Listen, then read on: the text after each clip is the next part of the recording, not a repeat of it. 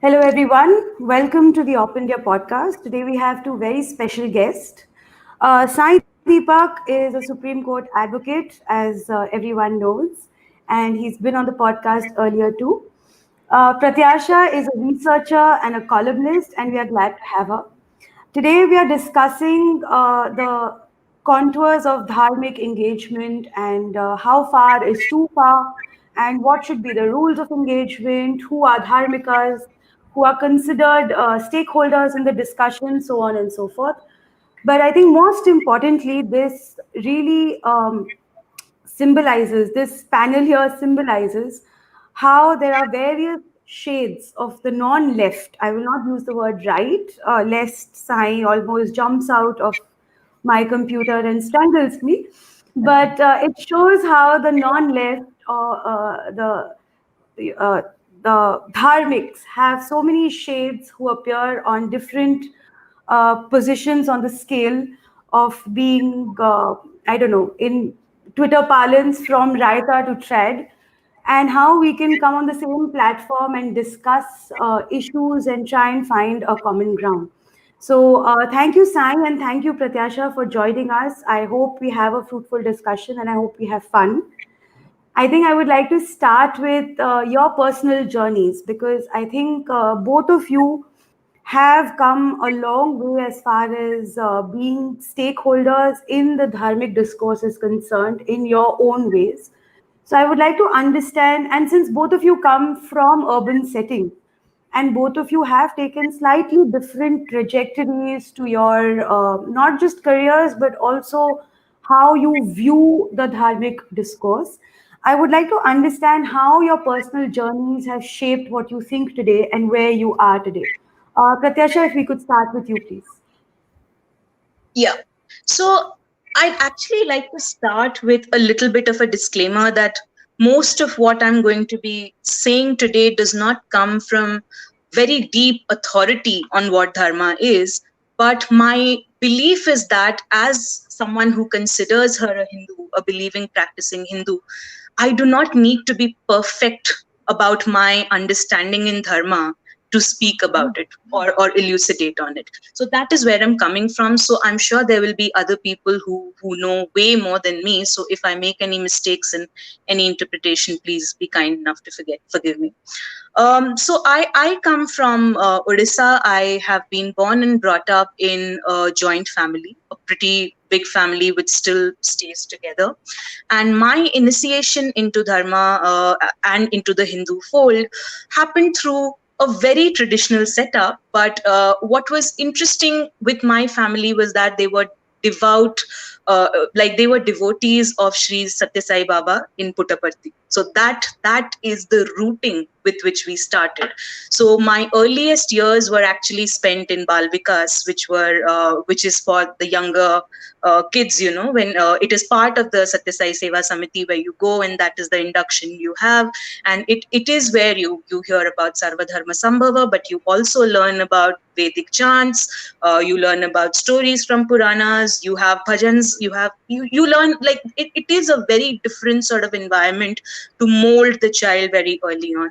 And in our family, again, we were brought up with Friday bhajans every week, which goes on till now. It's been 40 years, and we have Satyasai bhajans every Friday. And my grandparents did that. My father does that. I'm sure my brother will continue with that. So that was the understanding with which we were rooted into it.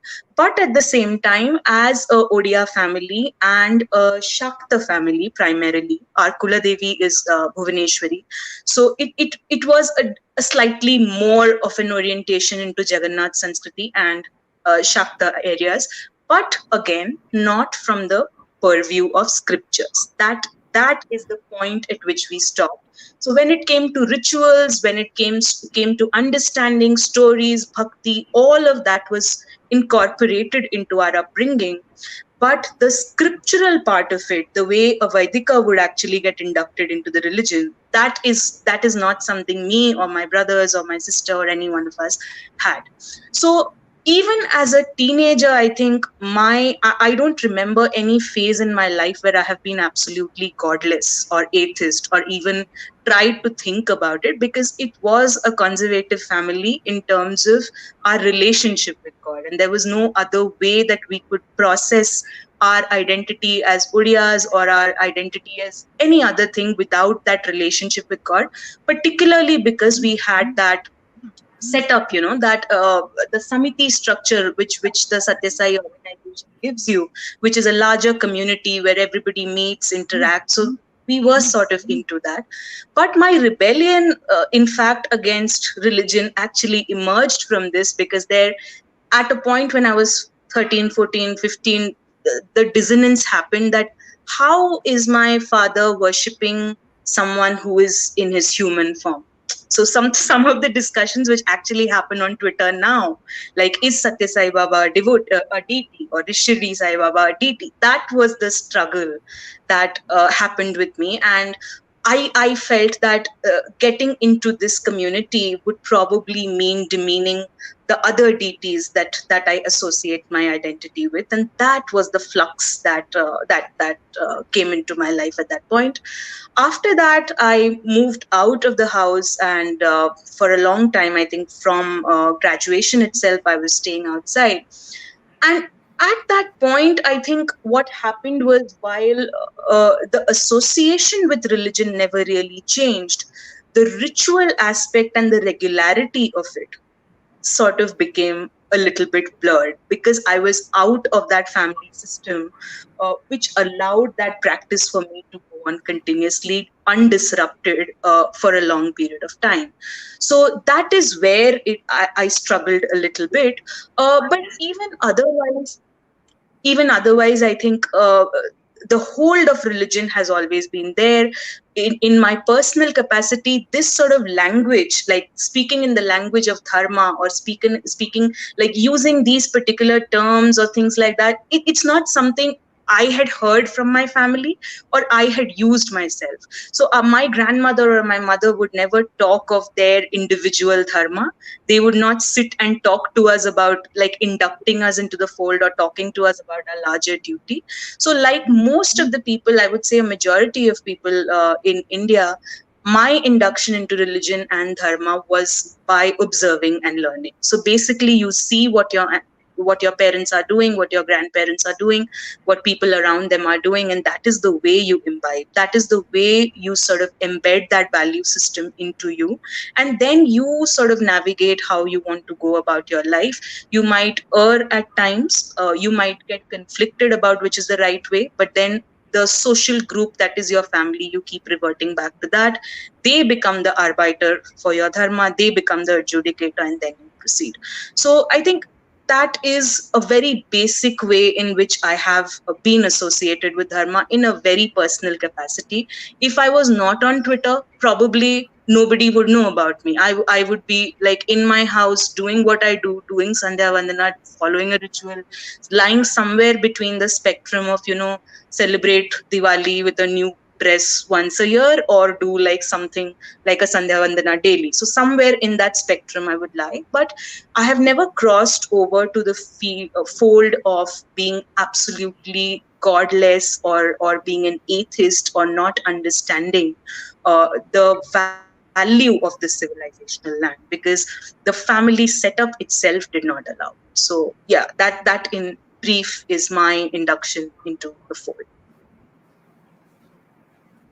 So I think what you're saying is you're not very ritualistic, or you don't have a very scriptural basis in dharma. However, you are a dharmika just like all of us, I think, who aren't very scripturally rooted. Yes.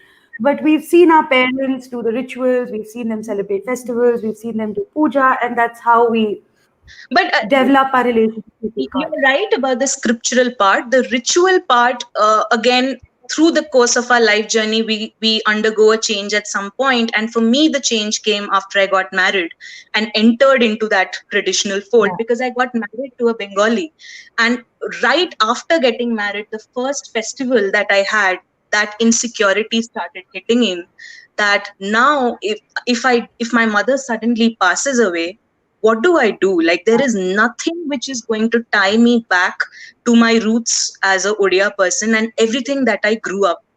And that sort of was the point at which I became almost militantly ritualistic. I mean, I might not be perfect about it, but I will do it. I will do like whatever is necessary. I'll cook horrible food. I'll do something to keep that thing alive.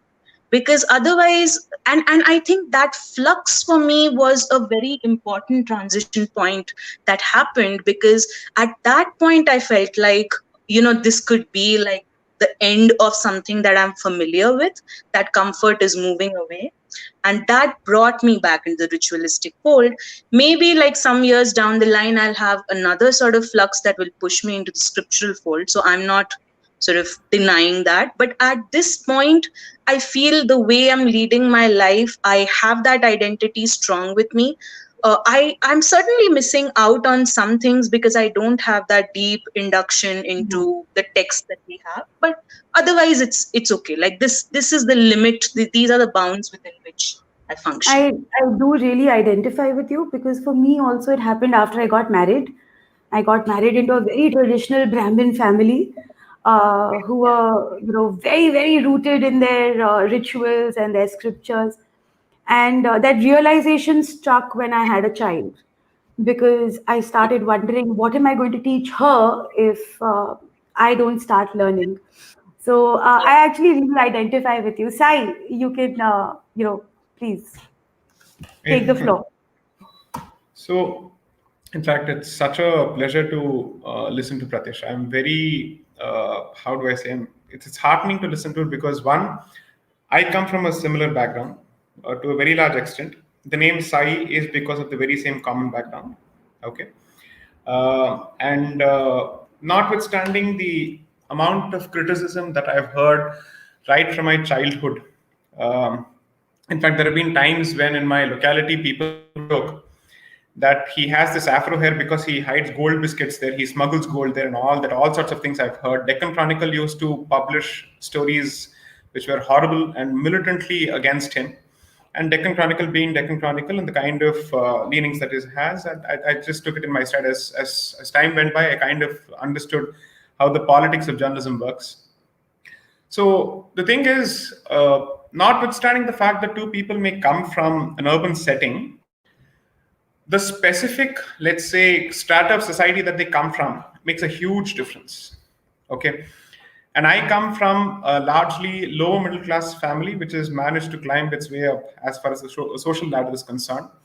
So, at least for my generation, a joint family was the norm. And as time went by, the concept of a nuclear family became the norm within the very same family. Okay. So, therefore, Pratyasha referred to Friday bhajans. We had Thursday bhajans, which is typically what is followed in, I think, the Satya Sai Center and Samatis and everywhere else, and or perhaps even on Sundays. And apart from that, festivals used to be celebrated with a lot of focus. I wouldn't say ritualistically, because at least my immediate family, my parents had their own struggles, and therefore I don't think they were in any position to impart any traditional training. So the thing about my generation, at least the cross section that I have dealt with, is they were all rooted in, let's say, their loyalty to tradition without necessarily being trained in tradition. Okay. And that is largely because of the fact that tradition has managed to make its presence felt in one way or the other as part of their growing years. Okay. So there is a decent chance that it is a deep sense of nostalgia which you're trying to protect in one way or the other, because it's a lived experience that you don't want to vanish and you don't want it to be pushed to the brink of extinction. So I recently, a friend of mine, a very dear friend, her mother's uncle, Chachaji, passed away. And this is a scholar who deals with decoloniality and whatnot. And one of the things that was going on in her head is there goes an entire era of lived experience with its knowledge. And with nobody having recorded, nobody having asked what kind of values they subscribe to, what traditions they subscribe to, there are certain idioms and there are certain usages that have gone with that generation. Okay. So there is a serious loss of heritage that I think has largely pushed me gradually in the direction of trying to understand Dharma perhaps in a more traditional way. Let me be very, very clear. Even in perhaps under the most stringent of definitions, I'm not trad, I'm perhaps a wannabe trad. Okay. One, I have received no training, but perhaps the difference is nobody can ever shame me for wearing the Janu across my body. I will wear it and I will flaunt it. I don't have a problem with it. I cannot be shamed for my heritage under any circumstances. I don't believe in looking down upon anybody else's heritage, but I will not be guilt tripped into wearing the Janu. And therefore, if somebody tells me this is a symbol of caste pride, I'm sorry, you don't know what you're talking about, is effectively going to be my response. Okay. So the fact is, until a few years ago, my opinions, in fact, were captured in perhaps, I think, a 15 tweet thread in 2015, when I actually basically said that temples must reach out to communities which have been at the receiving end of historical injustice, and that the concept of caste must be completely done away with. These were my positions in 2015, and I don't even need to run away from those positions. These are positions that I took very, very publicly. Okay. And given where I was and what my truth was at that moment, I would have stood by those positions then. But because as time has passed by and I have been better informed, largely because of my association with this experience, with this movement called the Sabarimala movement, I've started reading even more. Because you see, there, when I was pushed to defending this particular practice against the popular tide of feminism, I was effectively playing the role of a wannabe trad defending a traditionalist position, clearly addressing, let's say, allegations and insinuations of regression and whatnot, and patriarchy and Brahminical patriarchy and whatnot. Everything was loaded and thrown at me during the course of those hearings, inside the court and off the court. Okay. So 2015-16 effectively marks a point of inflection in my own life, where from merely associating or relating to certain traditions, I wanted to live those traditions, and I wanted to certainly start practicing them in one way or the other. So the Sandhya Mandiram that Pratyasha refers to, I try to, let's say, commit myself to that as much as possible. And I try to make sure that when I read something, I not just know the meaning, but I must know the let's say, the origin of it from the primary source itself, the value of the primary source, which gives you the authority to speak on a certain. We believe in the concept of primary propositions and secondary propositions when it comes to arguments, when it comes to building a dialectical argument in a court of law. I realized that this particular branch of knowledge, this particular branch of epistemology, has its own tradition, has its own rites of passage, which you need to cross in order for you to have a certain authority, for you to be able to speak on something. So, which is why I was extremely careful in the manner in which I went about giving my opinions. So in any number of videos that I've spoken, in any number of talks, I've never spoken on Shani Shignapur at all, for one good reason, that I don't know about the history of the place. I don't know the scriptural basis of the practice. That is, of course, no more there. And therefore, I'm not in a position to comment that what happened there was right or wrong. I'm not in a position to draw a correspondence between the Shani Shignapur experience and the Sabarimala experience. So basically, let's say my transition has been a lesson in humility and in exposing my own ignorance on what I thought I knew about history, about caste, about religion, about what tradition stands for, and imposing, let's say, sentiments of, or let's say, the preconceived notions of conservatism on Hindu tradition. Okay, because the moment you do that, you walk into the trap of, let's say, equating that with Abrahamic conservatism or Puritanism. And therefore, this particular school of thought and this particular way of life and this particular path requires its own approach. You need to read it on its own terms, has been my lesson so far. Let me be very, very blunt, that I've been extremely fortunate and grateful to be surrounded by people who have managed to constantly expose my ignorance when it comes to tradition and scripture. Okay, that has been one of the most significant changes in my life, and I've realized that I know so little, and that I must be very, very careful about speaking on these subjects before holding forth as an authority on this. I don't think I remotely qualify as even a speck of dust, let's say, compared to the people around me. And these people themselves may not qualify as authorities, by the way. Okay, so there's a long way to go. That's been my realization so far. So which is why from a position of certitude, which perhaps is well intentioned because I want to protect something. Okay, and therefore I'm desperately latching onto a lot of positions in the hope that something will keep this way of life alive in light of internal fault lines and, let's say, external aggressions. Okay, I have now come to find that, okay, there is a lot more that I need to understand before I hold forth as an authority on some of these issues. So my realization and my journey has been largely one of exposing my ignorance in a nutshell. So both of you come from urban settings, and both of you are at different stages of your journey towards understanding Dharma fully. I would say Did I so, at get least. that right? Yes. Mostly, by and large, yeah. So you're both in different positions on that scale. But in common parlance today, unfortunately, there is a trend to sort of brand people, and we need to perhaps discuss and understand who can be qualified as a dharmika. Do you need to know everything about the scriptures, and do you need to be 100% knowledgeable and rooted in scriptures, or do you simply need to be a practicing Hindu who has seen her parents, you know, perform rituals, perform puja, perform the sandhya aarti in the evening, etc.? So there is an entire scale of how people might choose to practice their relationship with dharma. And we need to sort of try and understand who is a dharmika who can be a part of this discussion on what dharma entails and what are the problems associated with dharma. So I'm not going to say who should speak first. I think maybe Pratyasha could start off, and then Sai could give his opening remarks, and then we could have a short discussion to and fro. So Nupur, the easiest sort of definition for me for who would be a dharmika would be a sort of self-identification almost of who is not a dharmika.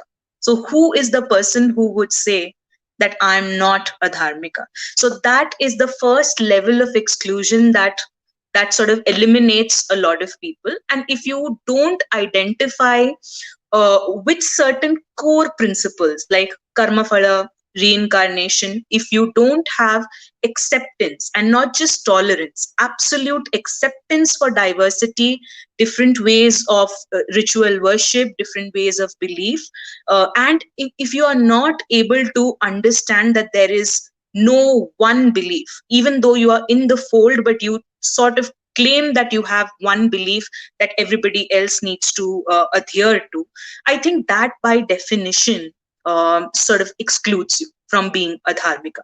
But other than that, so this is like a very basic understanding considering the gamut that we have, because here your political position, your non-left, left, when we come to who is a dharmika, these sort of boundaries won't work. So if I could just like give an example, someone from my family, like one of our family friends, was an avowed communist, like almost like a Maoist sympathizer. But his day would begin with Jai Lokanath and end with Jai Lokanath. So that is the rootedness to dharma that he had. But other than that, if we go by the kind of discourse that we are seeing today, if you see his public proclamations, you would immediately exclude this person from the dharmika fold, and you would say that this person does not have a stake. So if we are trying to attempt this discussion, that boundary has to be left open for some sort of a self-identification, where people who claim that this is the acceptance that I have for different deities, different belief systems, this is the value system that I hold, and value system being the understanding of karma phala primarily, then I think they have a stake in the discourse. Whether they are an authority or not, that is a very different argument. But we can have like a metrics almost of would our grandmothers or would our aunts who are not in this sphere, would they be stakeholders? And whatever characteristics we see in them, so whether they are ritual, whether they have bhakti embedded in them, whether they use certain type of language, that could be like an overlapping, like an all-encompassing idea of how far this spectrum could go. The final woman, like maybe in Malkangiri, who cannot communicate in any language about what Hinduism is, but she, in her behavior, in her day-to-day activities, is very embedded in the practice, is a dharmika. So the self-identification part is critical to me. That in very lay terms is how I would define what a dharmika is. Sai, if you could give your opening comments, and then we could just get into a discussion about this segment, and then we can move on. Self-identification as a metric, I think, is fantastic. You see, but the my perhaps the point of departure would be slightly different. Stakeholdership and authority are questions that will have to be decided based on the context of the discussion and the institution of the space in relation to which the discussion is being held. Okay. Assume for a moment that in fact, I don't think there's a better example than Sabarimala in this case. Okay. Because both sides claim to be stakeholders. One of them merely questions the tradition of the temple, and the other says that the tradition of the temple needs to be respected in order for you to count as a stakeholder and as a devout, let's say, devotee of Lord Ayyappa. That's the basic question. So, in fact, let me just use that case as an example to address this issue. If you wish to observe a certain tradition, or if you wish to observe a certain practice in breach of tradition, okay, you can do that in the private confines of your home, which is your abode, and where you are completely at liberty to do what you wish to do without hurting any other sentiment, or without, let's say, hurting any other rule which is to be observed with respect to sanctity. Let me be very blunt. What kind of rules of purity and impurity a person practices in home, nobody is in a position to verify or check.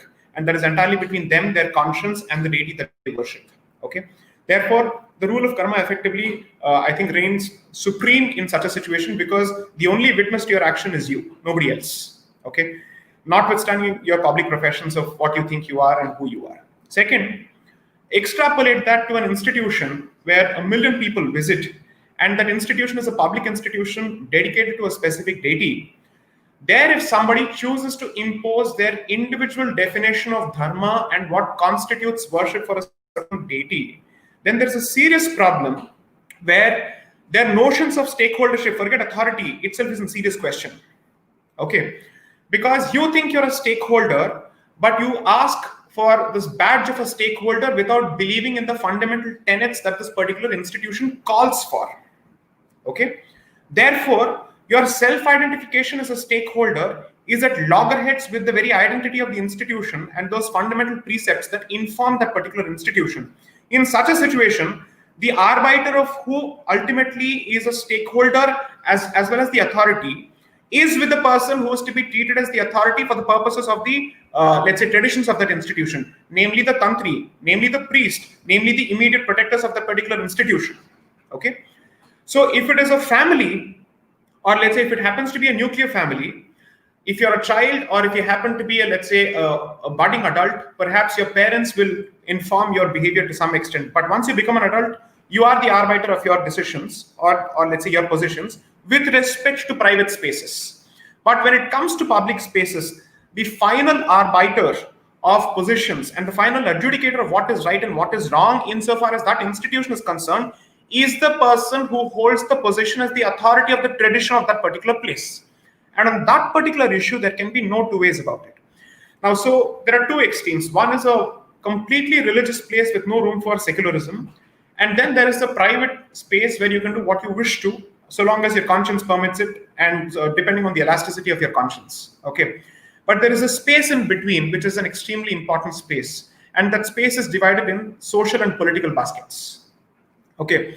And in the social space, there is a significant amount of discussion that revolves around religion. Okay. And there, everybody wants to have a say, because that is the nature of democracy. But as everybody who has a say necessarily become an authority, then in which case, who is the authority? What is the basis? Now, here a certain degree of moral relativism has effectively percolated this discussion.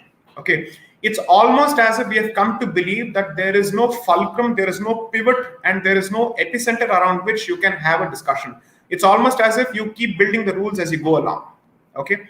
The fact is Whether the discussion happens in the social sphere or happens in the political sphere or it happens in the religious sphere, if the subject of discussion happens to be religion, then those authorities and those sources which are treated as authorities by the religion itself must become the focal point of the discussion, regardless of the space of the discussion. The only exception is the private space or the personal space where Swadharma rules. But beyond that, nobody gets to actually keep changing the rules of the religion depending on their whim and fancy in their, let's say, reformist mode, so to speak, or in their urge to reform everything without actually referring to the basic source. That's point number one. Assume for a moment that the rest of the society still doesn't want to give these traditional authorities the role of authorities or arbiters for certain questions. You can't deny the stakeholdership at the very least, even if they are not arbiters. Okay. Today we have come to a point where their very stakeholdership is being questioned in the name of a lot of, let's say, socio-politico-economic goals which we seek to achieve. Okay. Therefore, my point is, at the very least, let us be humble enough and respectful enough to say that they have a seat at this particular table, and a seat which is much better than the rest of us for the simple reason that we are nowhere close to them as far as the training is concerned, and we are nowhere close to them in terms of the practice of Dharma in the manner in which Dharma is required to be practiced according to the scripture of Dharma. Let me be very, very clear.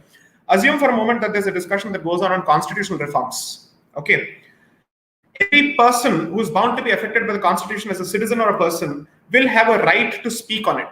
Okay. But I'm sorry to say, notwithstanding it may hurt certain sentiments, there is a pecking order there for the simple reason that there are certain people who are better informed when it comes to understanding the constitution as a document. Okay. And there are specific, let's say, rules which are supposed to be observed in the reading of that particular document. If this is the manner in which we choose to accord certain status or a certain station to people, depending on their learning and erudition as far as a secular subject is concerned, I disagree and I completely refuse to accept the notion that is prevalent today, that a similar pecking order must not exist with respect to religion, because we have come to believe that religion effectively means democratizing even rules of knowledge, rules of epistemology, rules of rituals, and rules of rites, and rules of institutions. Sorry, that's not how it works. It has never worked in any such institution. You take the most democratic of religion and the most egalitarian of religions, if at all there exists any, there is always a handful of people who claim to be the authorities as far as the scripture of that particular religion is concerned. Islam is not an exception. Christianity is not an exception. Sikhism is not an exception. Parsi religion, the Jain religion is not an exception. Zoroastrian religion is not an exception. There is no religion which is an exception to this. Okay? I will go a step further. Atheists say that their belief system is not a religion. But even atheists have a position on what is true atheism, what is militant atheism, what is secular atheism, what are the different shades of atheism. And some people have more sway over the definitions on the epistemology, and they become the guardians of atheism also.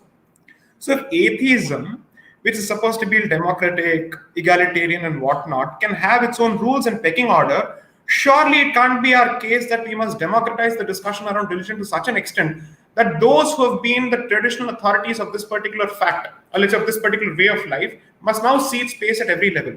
And the problem is this, and I'll just end it with this, that the moment I say traditional guardians of religion, there is an acute caste-based association with that particular statement. There is always an association that this translates to Brahminical hegemony, period. That's where the problem is. Okay. And therefore, as long as we see this as a caste-based discussion as opposed to an epistemology-based discussion, there will always be a problem. Point number one. Two, Hinduism is so diverse, absolutely diverse, that Brahmins don't have this exclusive preserve in every institution. That's a fact. Okay. And any number of institutions will prove this point that Brahmins don't hold this way. So the moment you start this discussion, you enter the realm of caste, jati, varna, pramana, adhikara, and the institution. That is the confluence which you're effectively trying to grapple with. Okay. So I think we need to strike a distinction between the spaces where we speak of Swadharma and Swadhyaya, okay, and those institutions which are dedicated to the protection of Dharma and for the daily practice of Dharma in the most rigorous, militant, let's say, religious form, okay. I don't think everybody can claim to be an authority. Perhaps they are stakeholders to a very minimal extent, but beyond that, stakeholdership doesn't translate to equal say, okay. So these are certain aspects that I think we will have to just unpack as we go along. So, since So, you have mentioned, one second, Pratyasha, I have a small yeah, follow-up question. Since Sai mentioned stakeholders, and since he mentioned that even Dharma, even Hinduism will have a pecking order as far as who is a stakeholder and who has a say and the final authority to decide certain issues related to certain practices.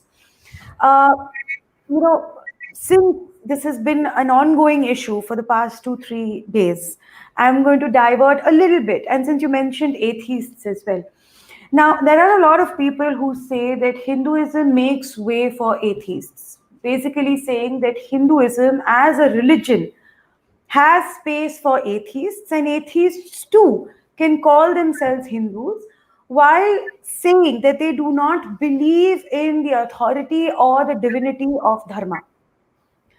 So essentially, they don't have any faith in gods and goddesses. They don't have any faith in the supremacy of the scriptures, and they do not have any faith in the divinity connected to our gods and goddesses, scriptures, dharma, etc. However, they are a part of the Hindu fold and they have the right to call themselves atheists as well as Hindus. Now, when we are dealing with a group of people who believe this, where do we see their stake in the discussion of dharma? Because they can be equally well read in scriptures. See, that is not a question. It is possible that they know about the scriptures and it is possible that they've read the scriptures in depth. However, if a person rejects the divinity of our scriptures and rejects the divinity of our gods and goddesses, does that person, according to both of you, have a stake and have should have a seat as far as the dharmic discourse is concerned? Pratyasha wanted to Anybody? make a point. Let her continue, please. I mean, I don't think there's any reason to go beyond a simple and sweet no. There is like it's absolutely clear that you do not if you are not a believer, if you're not a practitioner, if you do not have any belief in the divinity of the deities, in the absolute, I wouldn't use the word supremacy. Let's leave it apart. But at least the validity of the scriptures and the validity of the beliefs, then how are you a stakeholder? You cannot both reject the institution and then try to reform the institution from outside. So it's not Correct. possible. So you do not want to marry me and get into the institution, but you want to control my life from outside. So I don't think you have a stake in my life. So I think like this, because we are talking about red lines, and that was also something we thought we'll talk about. This is a very clear red line that we should draw, that if there is somebody who has himself or herself declared to be outside the bounds of faith, you do not have the authority to come and dictate and teach real Hinduism and real sort of sensitivity and real belief to us from outside when you don't even make like a little bit of an effort to be into it. So I mean, let's not even consider that this is worth debating. We should be absolutely clear that it's a simple and straightforward no. If you want to debate it academically, if you want like the doctrinal sort of unpacking to do at other places, please do that. But when it comes to the realm of faith, and when it comes to deciding how this institution will evolve and reform and function, you don't have a seat at the table. So I think I'm pretty clear about that. So, applying the diversity argument to this particular question, see, the problem with the understanding of Hindu diversity is that the rule of the apple is being applied to the orange. Okay. Apples have their own rules, oranges have their own rules. So, every panth and every sampradaya has its own set of beliefs and has its own set of customs and practices, which no outsider to that sampradaya, notwithstanding an active practitioner of Hinduism or an active practitioner of any other sampradaya, has the right to comment on. That is the degree of micro autonomy that is given within the Hindu fold, which is what translates to diversity being a lived experience and fact. It's not a platitude. Okay? So, therefore, let's assume that there is indeed a school of Hinduism which celebrates atheism, One, I need to understand whether this school of Hinduism is consistent with the dharmic notion of Nastika. Okay? If it is not, then you're not a Hindu atheist at all under any circumstances, notwithstanding your Hindu heritage or your Hindu parentage. It doesn't make a difference. Okay? In fact, I would say, kindly in your certificate, don't call yourself a Hindu because you're not. Have the courage of your conviction to reject that particular notion because you do not fall under any definition of Hinduism at all. If you don't fall under at least the Hindu definition of atheism. Okay? That's point number one.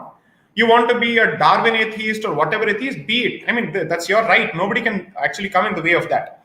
But Sai, in the process, I'm sorry I'm interrupting you, but could you also spend at least a minute trying to differentiate between what this form of atheism, which rejects divinity and rejects the validity of our scriptures, and the Hindu fold of Nastika? So, can you also talk for a minute about what the difference is there?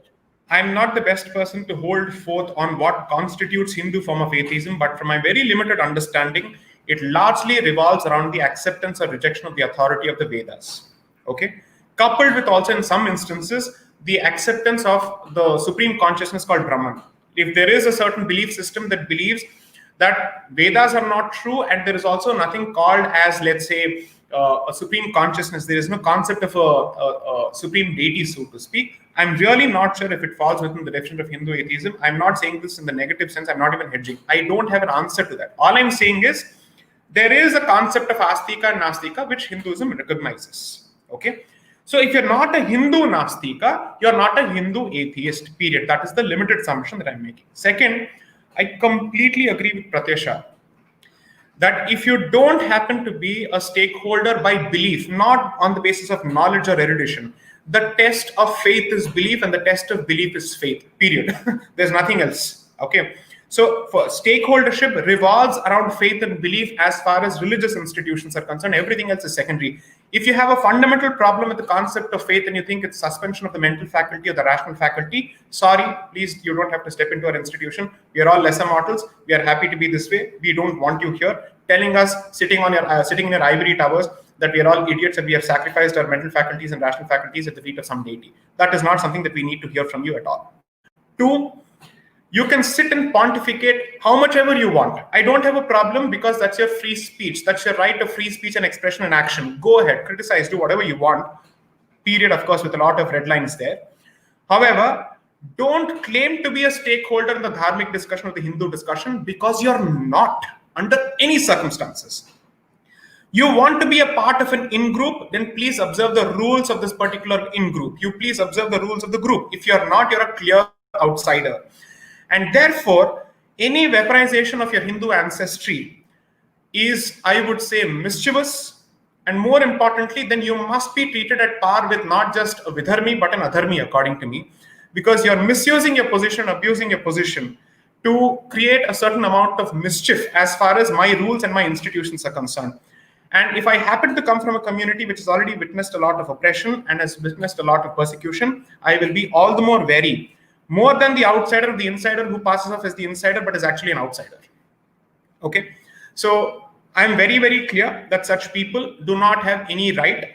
And most importantly, they certainly cannot hold forth on how we are supposed to react when it comes to our institutions and when sacrilege or blasphemy is committed or perpetrated with respect to our institution. We are the ones who will decide because we have a skin in the game. We have a dog in the race. You have nothing. You're a nobody. According to me, you're an off as far as this particular discussion is concerned. You're an outsider. Okay. So such people, it's better that we ignore them if ultimately they try and tell us what is it that we're supposed to do. And they try and create a meter or a scale on which the civility of a response is supposed to be judged. That is a discussion for dharmikas to have on whether our behavior is consistent with our professions of being a dharmic. That is for us to have a discussion, okay? Because we have to ask ourselves, what is the message that we're sending to the rest of the world? And sometimes, do we really wish to send an aggressive message on purpose because somebody has crossed the line beyond acceptable limits? That is for us to discuss. If you're an outsider, you're a nobody, you can form your own club and discuss wherever you want. I will arrange a place in Khan Market, you can sit and discuss there. I think it's very interesting you say that, and I'm smiling not because I disagree with anything Sai is saying. It's because it's been such a storm for the past few days. I agree completely with Sai. Pratyasha, if you have anything to say about this, please do, or we can move to the next. So it's not about this, but I think there is a very necessary interjection that needs to happen to the discussion on arbitration that Sai mentioned, because this is one of the pain points in the discussions, or at least on Twitter, which come up continuously about who the authority is, who the stakeholder is, and like Sai said, the I'm fact sorry. that Pratyasha, I'm sorry, I'm interjecting again. Can we come to the arbitration question after we talk about the other end of the spectrum? So we've spoken about sure, atheism, which is one end of the spectrum. Let's yeah, talk about the yeah, other end of the spectrum, who we now, in our colloquial language, we call them trads or traditionalists. Now, I don't hmm, mean the narrow definition of trads on any social media platform per se, but let's talk about hmm, traditionalism. How do we we've yeah, already defined atheists, and we have hmm, decided not, I mean, we can't decide per se, but according to us, atheists have no skin in the game. It's not their monkey, hmm, not their circus, and they're not a part of hmm, the discourse. Now let's move to the other spectrum, traditionalists. They are yeah. the absolute opposite of atheists. And I, frankly, personally, I am struggling to define who traditionalists are. So, if either of you or both of you have some insight into how we can define traditionalists, So Nupur, I mean, of course, Sai is the person to define it, but maybe I could start with like some questions for him so that he can get some of the confusions that we feel about what traditionalists are.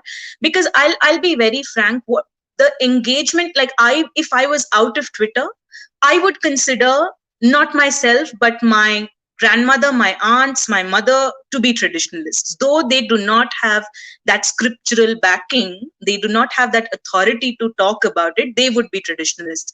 But what I see here, I'm not able to really understand what the orientation of this particular philosophy is. So one of the things that I wanted to ask was, sometimes it feels like the traditionalist idea is somehow being conflated to what we understand as Western conservatism, primarily because we see the Dharmika view as being the opposite of liberalism.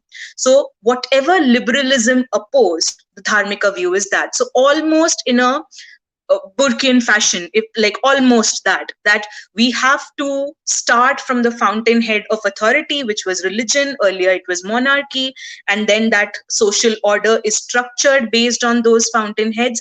And what we need to do then is go back to whatever set that social order and bring it back. So to Sai, my question is this understanding firstly right? Do you see that conflation? Because when we are looking at borrowing of Western ideas, and we always keep saying it's only liberalism that you carry from the West, which we do. I personally do, and that's one of the things I wanted to talk about. It's also that the notion of Western conservatism is picked up in toto and sort of, changed and played around here. So, is traditionalism a rejection? Like, is it a rejectionist idea of certain Western ideas which got transmitted through the colonial period? Or is it revivalism where you want something from the past and want to replicate it in this context? Because the way we understand Dharma, or from a lay perspective of Dharma, I would think that since it is so context driven, it might not be revivalist. It might not necessarily talk about getting a social order from the back and place it here because that is what worked in the past, which is what a Western conservative view probably might be in small incremental dosages. So is it rejectionist? Is it revivalist? Is it both? How would you define the difference between conservatism and traditionalism? So, in fact, there are two before you layers go here. there, I'll just before you start, Sai, I'm just going to put up a comment here, and I'm just going to I'm just going to answer this. For people wondering what's wrong with Nupur's face, answer: she survived a deadly car accident. Andy, Audie Murphy, I survived vitiligo. Maybe you should Google that, and I'm very proud of it, and I'm not going to hide it. So, maybe you can just Google a little bit and check what vitiligo is. Thank you. Yes, now we can move on. I'm sorry, I had to call that out. Horrible, horrible. I don't know. Okay. So, Pratyasha, in fact, according to me, there are two layers to your questions. So, let me address the example first, as well as the conceptual question that you've raised. The example that you raised was, to you, your grandmother or your mother and the elders in your family would certainly, for let's say, fall within the definition, qualify as traditionalists. Okay, rightly so, because that is from a relative standpoint. Okay, so if you were to look at me, if I have started performing the Sandhya Mandaram or chanting the Rudram or Chamakam or whatever it is very, very recently, anyone who's been doing it for 20, 30 years without a pause or without a break or interruption is bound to be even more traditional in my eyes. Okay. So from the standpoint of our individual position, someone who holds on to some of these practices at the very least and performs this with a sort of commitment, with a religious commitment, so to speak, is bound to come across as a traditionalist. And there is no denying that compared to us, they may be more traditional. Okay. But when you're looking at this question, I think the attempt is to zoom out from our individual positions and look at it from perhaps a bird's eye view of where do they stand in whatever may be the map of dharma. Okay, let's think of it as a structure which has concentric circles. Okay, and therefore, if you happen to stand in the outermost fringe of that particular circle, anyone who's closer to the center is bound to come across as more traditionalist than you, generally speaking. Okay, so that vantage point is certainly something that may affect our understanding of what is traditionalism and what is not. So how do you approach this from the standpoint of general discussion? One, frankly, Twitter as a medium is perhaps the worst possible medium to have a discussion on these issues. And anybody who goes about issuing certificates that you're a Raita, you're a trad, or I am a trad, I'm sorry. If you're traditional, then tradition requires you to shut up and practice your dharma with dignity. Okay. And if you really want to call someone out, call them out for the purposes of their hypocrisy, not to actually tout your practice of traditionalism. There's a difference. Because if you believe that their conduct is hurting the cause of dharma, then you call them out. Then you have a right to call them out. Okay. However, I don't think it is right to just go about doling out certificates on Twitter. Point number one. Point number two is there is no question of revivalism. In fact, for the simple reason that it is a living civilization where there are still certain islands which practice what is not being practiced at a macro scale, which it was at a previous stage. Okay. So one, I'm going to address this question independent of the effect of, let's say, Western ideology or the colonization experience completely. Okay. I'm merely going to say the fundamental goal at the heart of it is to try and embrace the concept of dharma. And because you believe that dharma holds the key to individual liberation as well as societal good and universal good, your attempt is to try and maximize its reach, its presence in its purest form. Okay, and I will use the word pure without any attempt at introducing a politically correct filter. Okay, that's point number one. Two, when faced with a certain history and a certain baggage and a continuing onslaught, okay, there is bound to be a certain degree of belligerence, which translates to rejection of something that tries to negate your very existence. Okay. And if I were to be someone who accepts the Judeo-Abrahamic traditions of Western thought, notwithstanding their claims of having drawn from enlightenment, okay, I will certainly operate under the belief that at the heart of it is the element of proselytization or conversion somewhere or the other. Okay. Either it is overt or covert. Okay, in the form of acculturation or overt iconoclasm. Okay, therefore, I am going to try and protect my belief system through my practice as well as actively engage with the other and fight the other on a regular basis. But the problem is, a lot of us, especially the ones who are the product of the convent education system over the last 70, 80 years, where we have continued with the tradition of the English education system without any change in that, okay, obviously are much more comfortable with certain ideas and certain values which are the product of the conditioning thanks to the education system that we've been through. Okay, and when that comes into contact with dharma and when that comes into contact with the values of dharmic institutions or dharmic way of life, we are seriously torn, because at some stage we may end up realizing that our entire lived experience is based on something that dharma does not validate and in fact rejects completely.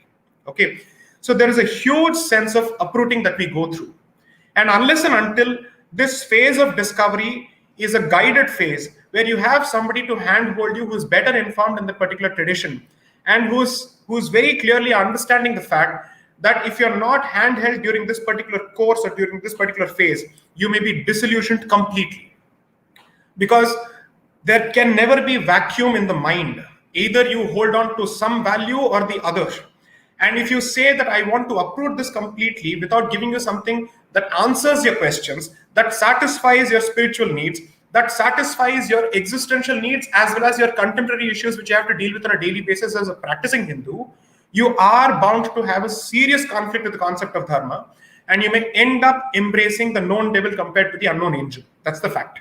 Okay, then you say, you know what, this seems like too much of a pain. I don't wish to go through this particular process. And there's a decent chance that the embracing of this particular process may convert me into an outcast as far as the rest of the society is concerned, because I end up becoming a social misfit, a political misfit, an ideological misfit, a religious misfit. And you already seem to be in the brink of, or let's say on the brink of extinction. So what is the point in me switching sides and joining your side? That is a significant issue, because I don't think an average youngster today can deny the existence of peer pressure and the impact of peer pressure. A lot of questions. How many people have the guts to say that they follow the fast during Dashera or the Navratri, or they visit temple once a week? I'll give you a very simple example. In the legal fraternity, I don't think there's any fraternity that comes as left as the legal fraternity. Perhaps there are other fraternities, but here it's predominantly left. It's like the Indian roads, keep left always. Okay, unless and until you really have the guts to be non-left. You tell anyone, why don't we make a visit to Mathura or to Kashi? They'll say, no, not at all, no way. But you ask them to visit any Maqbara, or let's say the Chisti Dargah in Ajmer, they will jump on it immediately. Okay? So two things have happened. One, I think the Hindu society and the Hindu family structure has played an active role in giving a certain degree of laity and freedom, which has not impressed upon them the value of their own heritage. That has happened. Okay, coupled with an active coordinated system outside, which constantly drills into your head a self-loathing attitude when it comes to the Hindu identity with respect to Hindu institutions and all the stereotypes that are associated with it. Both these put together, your inactivity, lack of interest from the family structure, coupled with external pressure, has come to a point where any push towards dharma is seen as a push towards a regressive mindset. Okay, and unfortunately, we are approaching dharma, let's say triad or right or whatever the brand may be, from the standpoint of conservative and liberal. There is no question of approaching either of these two ends of the dharmic spectrum from a Western perspective, whether it's conservatism or liberalism. That cannot be the framework through which you look at this. This has to be looked at through its own framework.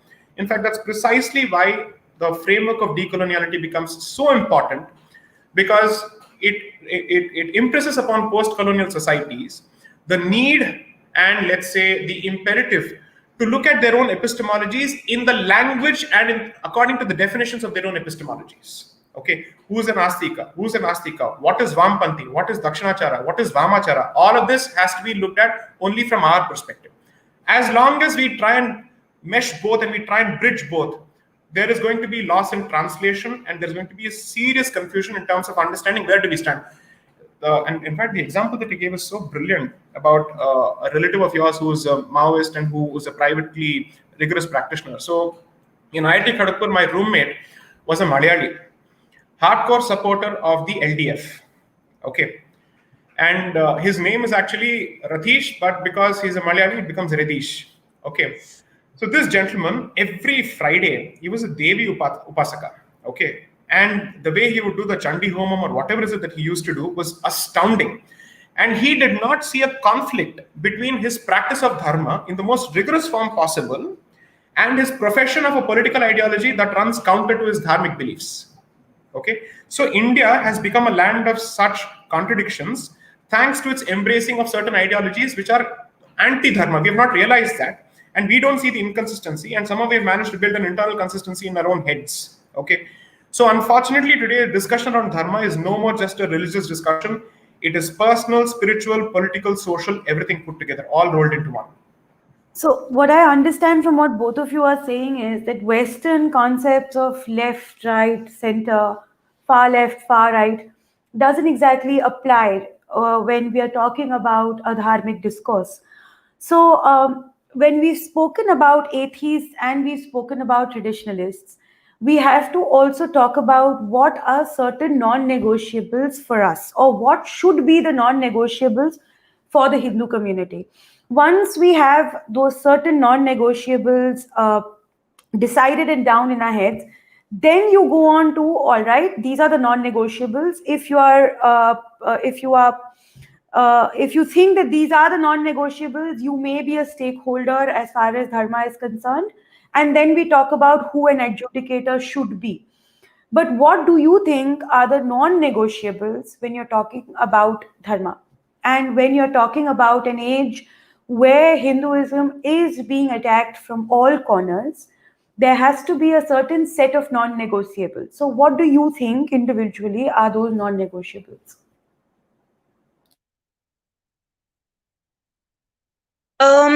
I could go first, though.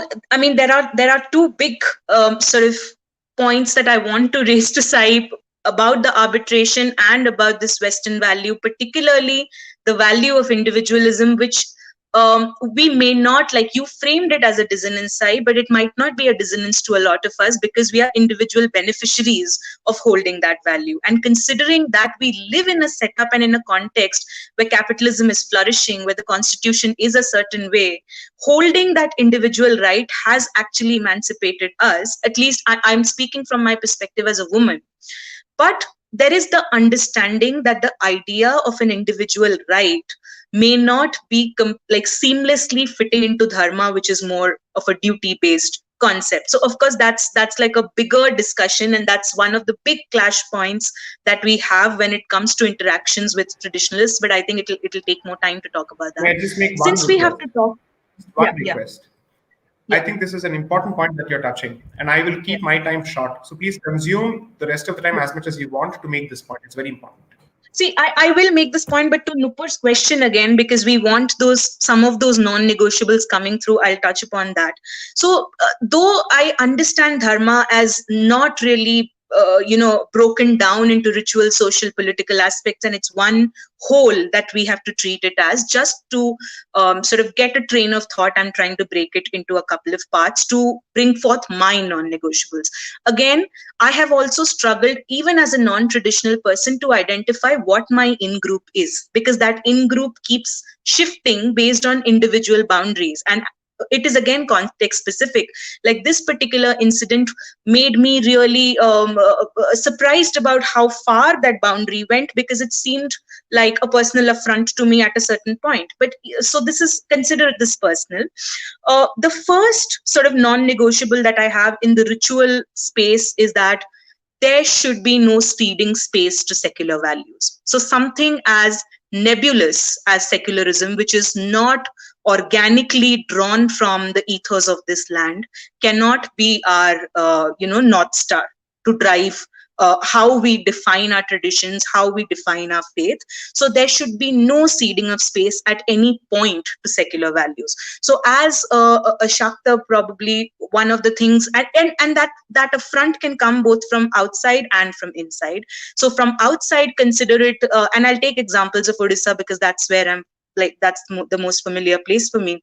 So the entire discussion around allowing non-Hindus into Puri temple, which picked up last year, which is not something we should cede even an inch to, because it's not going to lead anywhere. What is the point? Like, why would you pick that hill to die on? What is the point of having that discussion? Because it is a traditional space. The point of having a temple is to uphold tradition. It's not, the point of a temple is not to uphold progressivism or modernism or any sort of secular values. So there is no point of ceding any space for that sort of a discussion. This is an affront from outside.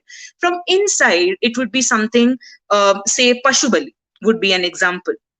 So animal sacrifice as a non-vegetarian, as a Shakta, it's not offensive to me. In fact, it is absolutely critical to the practice of my religion.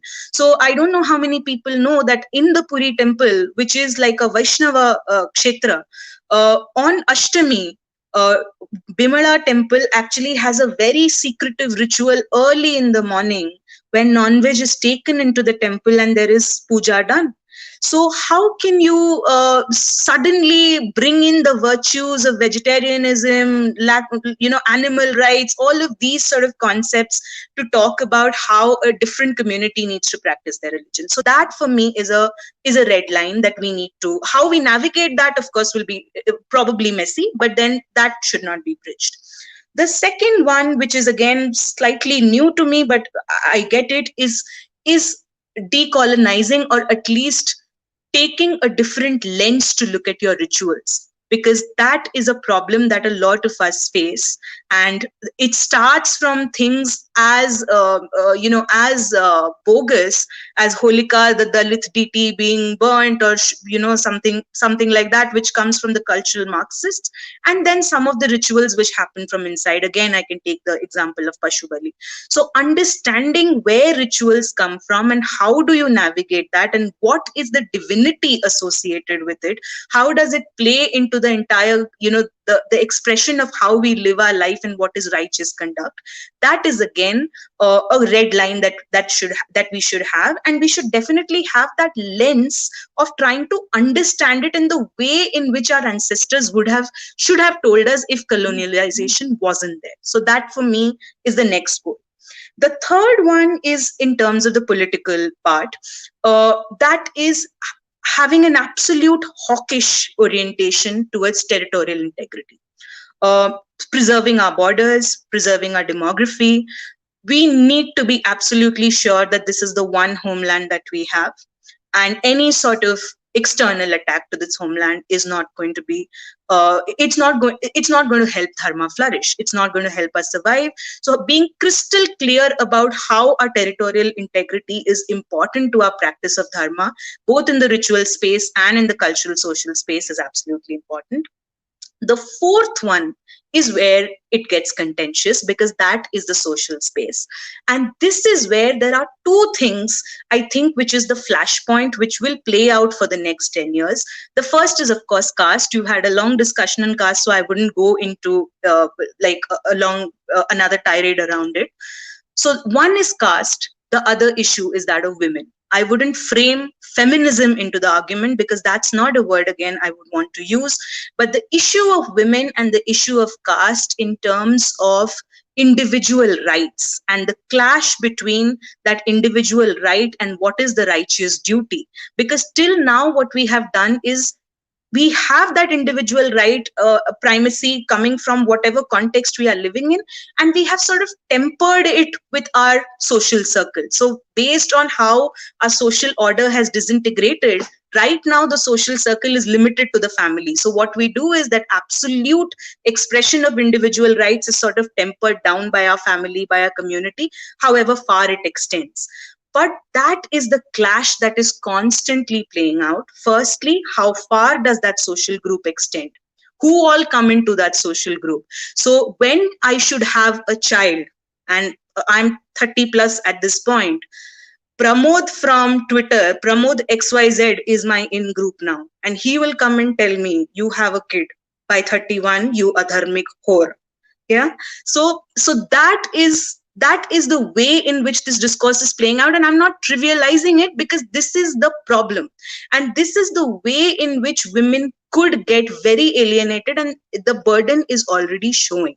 So these are the two flashpoints. I will probably forget tempering and try to accommodate the duty-based perspective of Dharma, because we have been alienated from that understanding. But from the other side, you have to cede ground and accept the fact that individual rights have a place and have a reason and have a primacy in this context, because we are in a different setting from where we are. And we have to acknowledge the amount of damage that has been done through the Islamic invasion, through the period of colonization. And that is why keeping the person, the self, at the center of it is also important.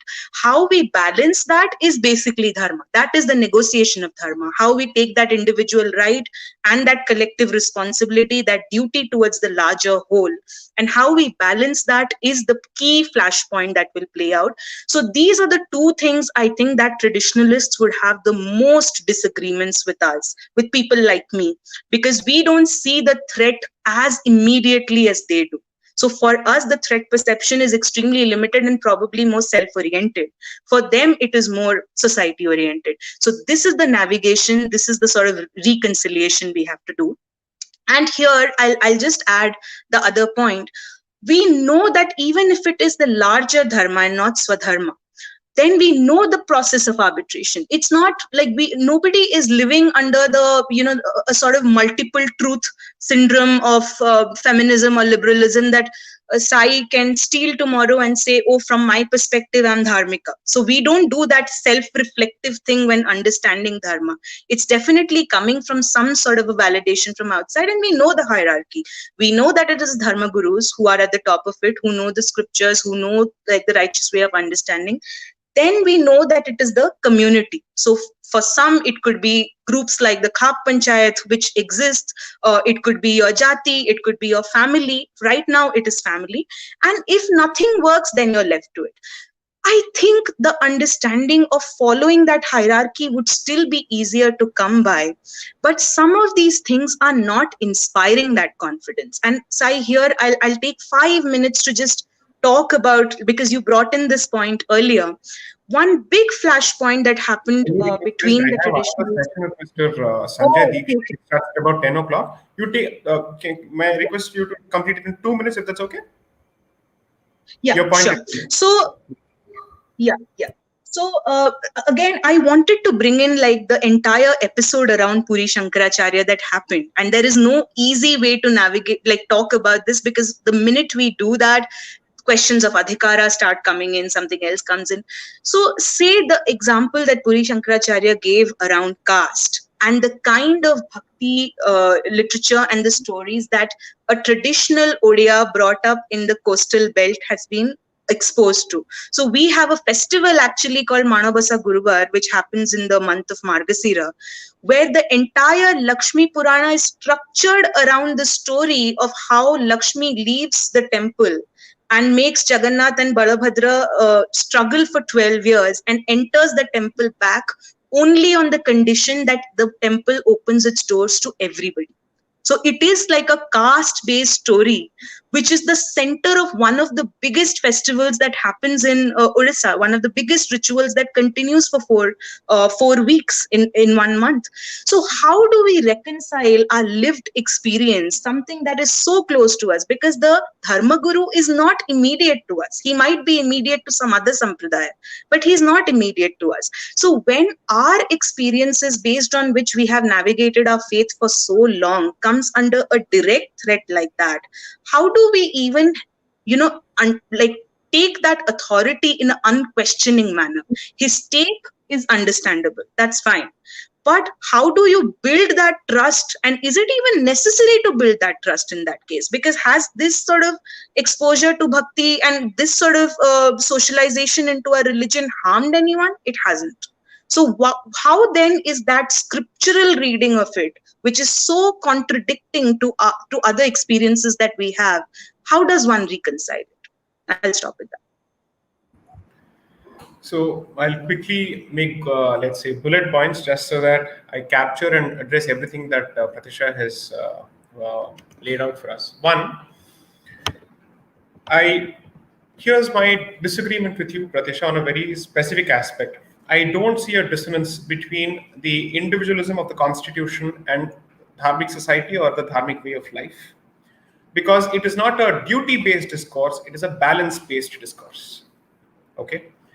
And my reading of the constitution, which is precisely why I've been writing on this, that it's a civilizational document and not necessarily an Anglo-Saxon Westminster document, okay, is to emphasize that the constitution has been crafted in such a way that the individual's rights is balanced against the community's interests as well.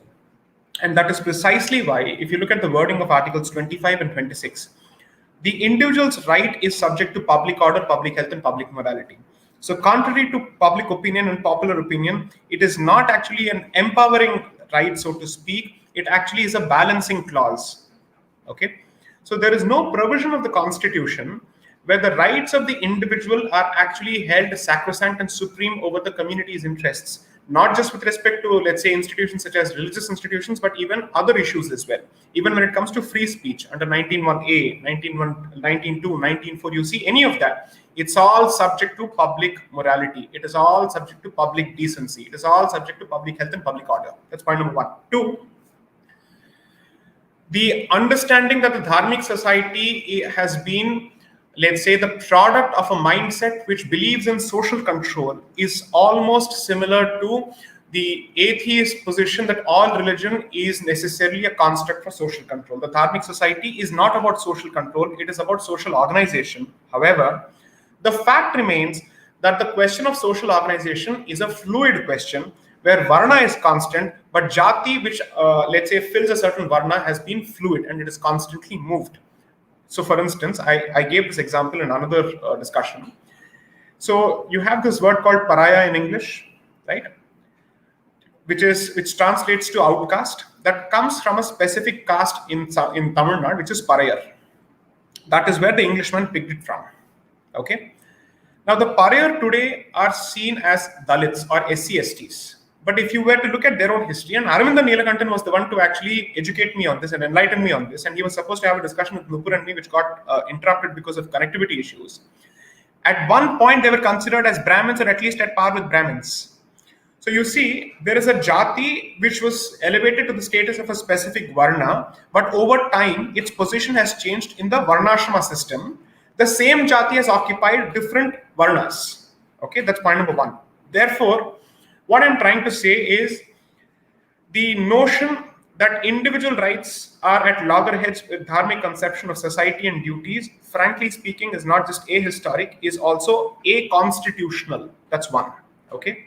Two, the constitution, even if there had not existed, let's say, a Magna Carta or let's say a Westphalian notion of a nation state or the Bill of Rights or a Charter of Rights, would have still been in a position to draw from several, let's say, indigenous repositories on the question of individual rights and societal duties.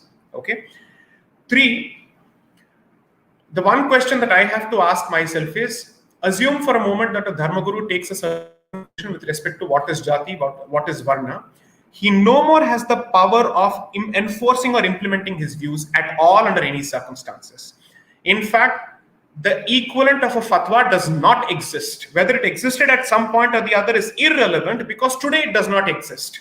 Frankly, a Dharma Guru in the Hindu society today does not enjoy the same position as a Padri in the Christian society or a Maulvi in a Muslim society under any circumstances. So one, they cannot be equated, and therefore their positions, frankly speaking, even if they are rooted in Dharma or even if they may be rooted in scripture, which I'm not in a position to comment on, by the way, okay, the Hindu society has become such where it is under no obligation to follow what he says. Okay. Now, are we pushing for us to follow everything that he says? In fact, no. Here is where I think there is a significant amount of paucity of knowledge and research, where I think the most important things that the Hindu society must undertake as a matter of research is relationship between the Hindu society and caste and temples, relationship between women and temples, and let's say in general what is their function and role, and the Panchavarnas, or let's think of the ones who are outside the Chaturvarna system, the tribals. I wouldn't call them the tribals, the Adivasis, the Janajatis. Okay, what is their relationship? Because that is integrally connected to the question of environment. Okay, so these three aspects we do not have enough research. Therefore, I would take any statement made by anyone with a mound of salt, with a bag of salt, before I take that as the sacrosanct truth. Second, there is also a decent chance that some of our positions, or even let's say the positions of someone who's an authority, is informed by what that person may have gone through during the colonizing phase, because there was a serious, let's say, flux that happened where the British or let's say the evangelical influence on traditional institutions was to such an extent that there was a significant amount of interference with our scripture. I am not going to say, therefore, that everything is the product of corruption. Whatever exists and whatever is not the product of corruption needs to be taken head on and needs to be understood in the context of its time and place. I will not run away from that at all. The one thing that I think we have not addressed so far is, we may want to be, let's say, individualists and give a certain amount of supremacy to our individual rights. But the fact today is that the lack of a community, identity, is the single biggest reason that the Hindu society is not in a position to meet any of its challenges. Okay, so the discussion of the future is going to be at least twofold, according to me. One, how do you protect your identities as subgroups and your sub-identities and still manage to create a larger Hindu narrative in the interest of your survival as a civilization and also as a territorial nation, so to speak, because both are connected. If you don't exist as a civilization, that's the end of your territorial integrity. That's the end of it, according to me. Okay. Now, the problem is some want perhaps the dilution of these sub-identities for the larger whole. And I am saying no. When you start teaching people their true identity and what their history is, they may actually come closer to understanding each other's faiths. Just as all the people who supported Sabarimala movement are not necessarily from Kerala. Okay? And all the people who support Jagannath Puri are not necessarily Vaishnavites. I come from a Tamil Brahmin Shaivite family. My Kuladevi is Periyanayaki. She is from Tirupaniyur, which is in Tanjavur. And I have never lived in Tanjavur, by the way. Okay. Most people, anglicized Tambrams, will call it Tanjore. It's not Tanjore, it's Tanjavur. Okay. Now, my tentative solution is all other communities have created, or let's say have successfully managed to create at least a facade or near of unity. You know how? And it's a politically incorrect answer, by creating another. Very clearly by creating another. Yeah. The Middle East is as fractious as it gets. The Muslim world is as divided as it can get. But the reason why it appears to be united is because there's a clear sense of othering. Okay? Whether you like it or not, a community is not just bound by what holds it together, but what holds it together against the outsider. Okay? And too much of time has been spent on trying to dilute the internal senses of identity and the internal loci of identity at the altar of unity, as opposed to presenting before the entire community the history of barbarity and savagery that has been meted out to it, saying each of you has been targeted for a common identity, not because you're a Shakta, Vaishnava, or Shaiva. Okay, you've been targeted because you're a Dharmika, period. So you can keep having your internal squabbles, your deities can keep fighting within themselves as long as, let's say, time exists and Brahma Muhurtam exists. But the fact is, for the outsider, he has no patience for internal squabbles. He sees in you an idol-worshipping polytheist who deserves nothing but the guillotine, period. So this is something that we have not focused enough on, because political correctness, politeness, secularism come in the way, and 295A, 153A comes in the way of presenting history. Okay, non-negotiables. One, I will not tolerate even someone who calls himself a Hindu atheist speaking on my behalf, as long as he's an atheist and he's not even a Hindu atheist or a Hindu nastika. Sorry, you don't get to be a part of this discussion. You don't even get to tell us how we are supposed to respond to the other person. Three, I live in a time, if you believe that according to times we are supposed to change, then in the current time, I'm sorry to say, I have to pay the other guy in the very same coin in order for him to understand the pain it causes when you choose to inflict civilizational hurt on us. Okay, if that is the only language you understand, I'm happy to speak in that language. I don't have a problem. It is not beneath me, and I will not shy away from employing the very same, let's say, language or action if it means that he understands the language and he understands the deterrent. Ultimately, the impact or the test of, let's say, the effectiveness of an impact lies in whether you've been able to deter that person. Okay, I'm not going to say that the language and, let's say, politeness, everything must go out of the window. I'm saying my nature is be smart, but at the same time, don't equate smartness with weakness and politeness. Ignoring is not an option. Anybody who tells me, Kutta bhonk raha hai, ab chhod do, sorry, could be treated at par with a rabid dog who doesn't understand what kind of civilizational baggage and transgenerational trauma I carry. If he doesn't get that, I will talk to him in a language he understands very, very clearly. So non-negotiable is, you will not attack my faith under any circumstances if you're an outsider. If you're an insider and you want to criticize, then follow the rules of criticism that are effectively recognized by Dharma. Three, even if you want to criticize, let's say, our Dharma gurus, the kind of civility that you're willing to extend to an outsider, despite his attack on my deity, kindly extend the very same kind of civility at least to Dharma guru, even if you caustically disagree with his opinions. Okay, because you see, every Dharma Guru represents a continuum in a certain institution of a certain heritage. Okay. And therefore, whether you respect that person as an individual or not, you certainly respect the office that that person occupies. Okay. So the training of a Dharmika Hindu is, you know what, I don't agree with you, but I respect the position that you hold. And therefore, give me the liberty to disagree with you and not practice what you're asking me to practice. And let me live my life on my own terms. The good part is, in Hinduism, you can do it. Okay? At least today you can do it. I don't know if you could have done it before. Today you can do it. Okay? Unfortunately, statements made by someone are latched onto to effectively launch a tirade against scripture, dharma, traditionalism, and to say that this is the same as, let's say, a Mujahindu, or let's say a jihadi, or a Christian evangelist. No. If I subscribe to very rigorous notions of my faith, you can't equate me to a very different faith system altogether, which believes that I'm subhuman, that I don't deserve to exist at all. Therefore, the non-negotiable is, don't take away my right of response, citing some weird and warped notion of civility that you seem to subscribe to without having a skin in the game and without having a dog in the race. I will not be pontificated to or be spoken down to on those terms. There is a very clear red line. There I will never negotiate. And here I'll be very, very clear. If this costs me personal relationships, and if you believe that your living person is more important than what you think is my mythical person who I believe in, sorry, then you've effectively reduced my faith to a myth, to a legend, to a fable. I don't wish to have anything to do with you, even at a personal level. Okay? For me, the non-negotiable is, see, I'll give you a simple example. I had a Christian friend who had a problem with my criticism of Mother Teresa. Okay? She unfriended me on Facebook, and also came and told me, I'm sorry, I can't listen to these views. Okay.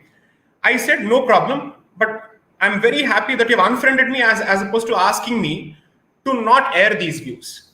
Okay. And at some stage when she asked me whether you have some theological, let's say, disagreements with our positions, I said, of course I do have theological disagreements, and I also have historical disagreements. Okay. But in friendship, if you want me to air those disagreements, then you're inviting yourself to a lot of pain. So the best part is you choose not to discuss those issues with me. But if you choose to discuss those issues with me, I will speak with honesty and candor. The choice is yours, and I will not worry about the impact. Okay. So there, the question would be, what are your priorities? Do you want to prioritize dharma over political correctness and certain equations and alliances that you want to build across the globe for whatever reasons? Okay.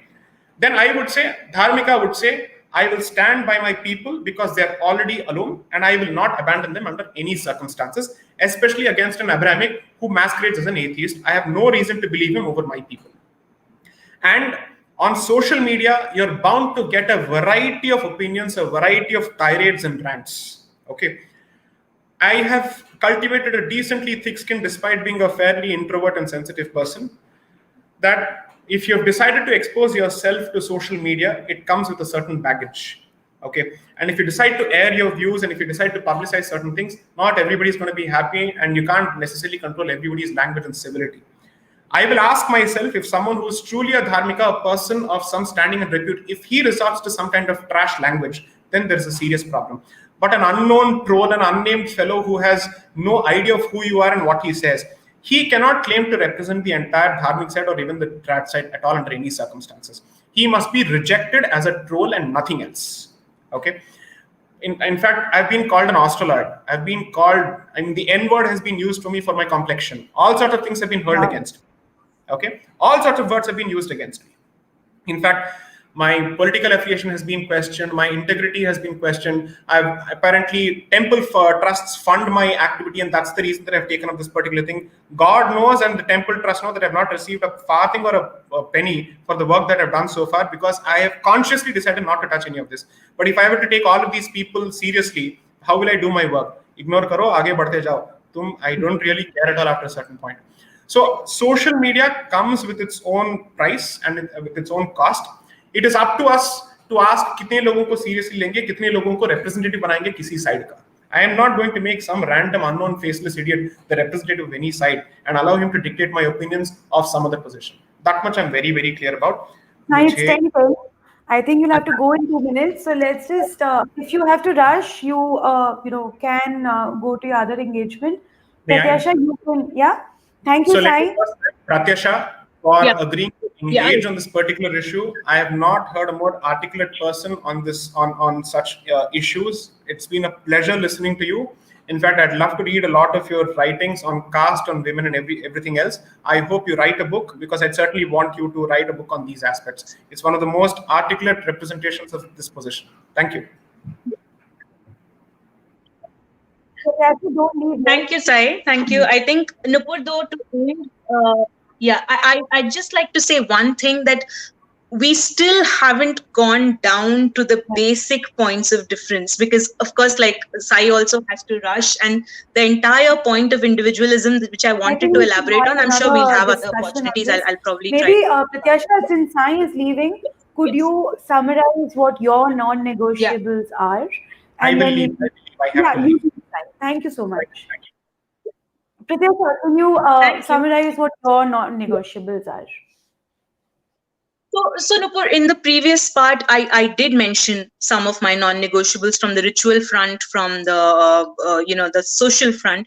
From the point of rules of engagement, there is one first principle that I adhere to, and that principle is absolute disengagement when the discourse gets reduced to sexualization and inciting violence or any kind of sexual abuse towards women, particularly women. And I'm not being hypocritical about it, because if we are in a discourse where we are trying to talk about our cultural sensitivity and our cultural sort of uniqueness for getting that difference in treatment and demanding that difference in treatment, we also have to be open to understanding the unique experiences of women, which does not allow us again to cede even a little bit of space when it comes to tolerating any kind of abuse. So any sort of discourse, and I this is a point I wanted to bring when Sai was there, I'm sure he'll get it.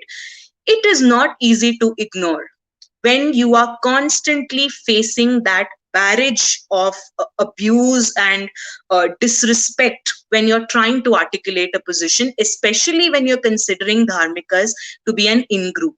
So it is not our responsibility only to sift through the abuse and find that one person. That is the reason why Sai reached out and said, let's talk about what's traditionalism, because I can't understand it beyond that abuse. That is all I hear, and that is all I can process.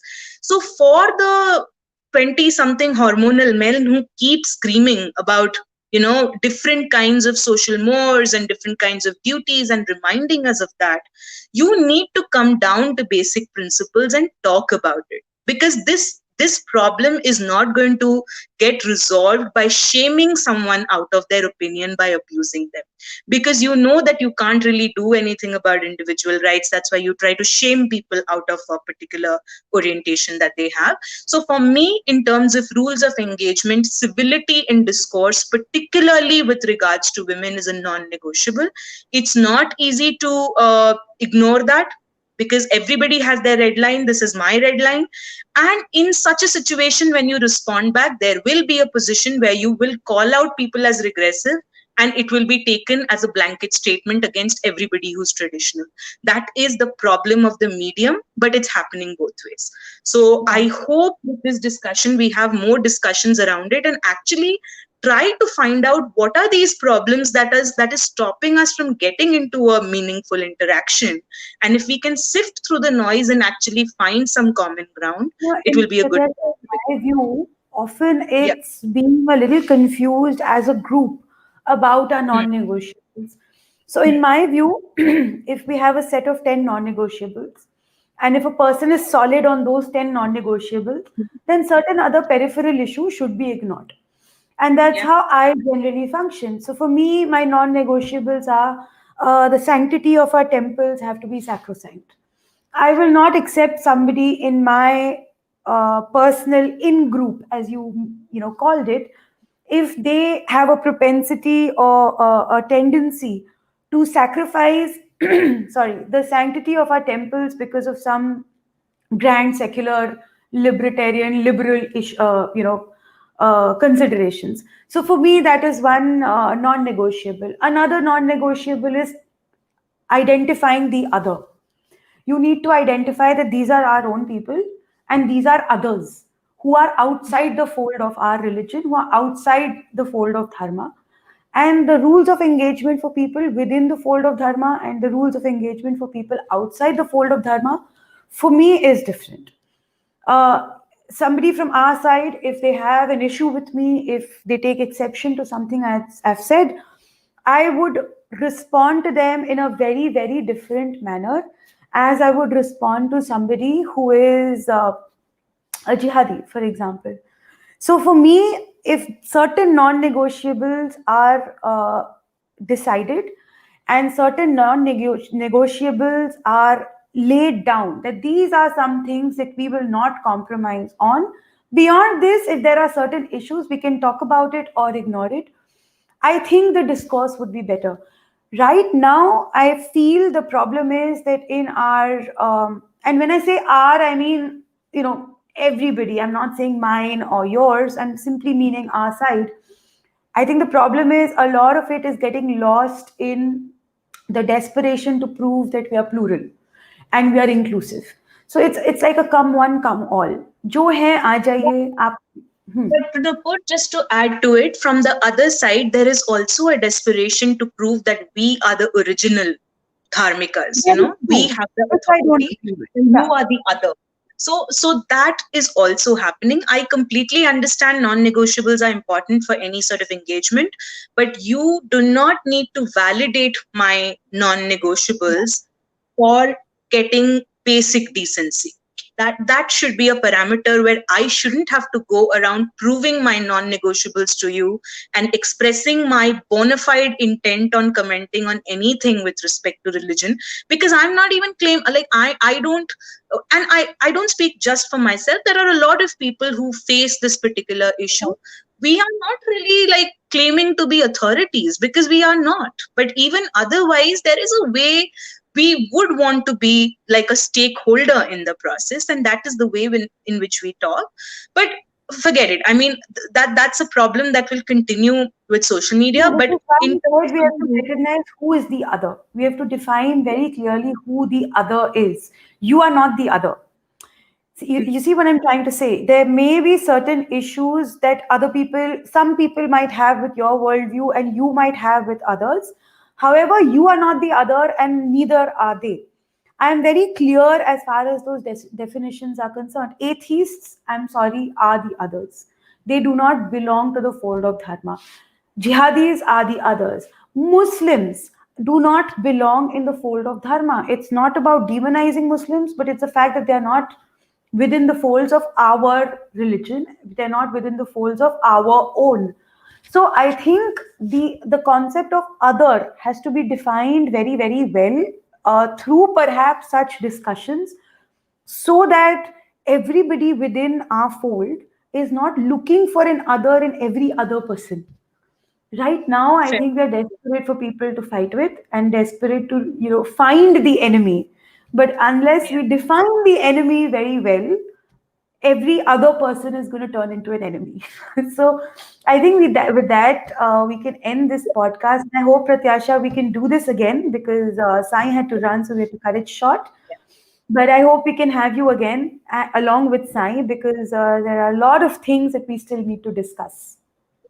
Thank you, Nupur. Thanks for having me. This was Thank you so interesting. much. I hope you had a great experience and we Yes, were yes. not too Thank you. harsh, as you had said on Twitter. All Thank you. right. Thank you so Bye. much.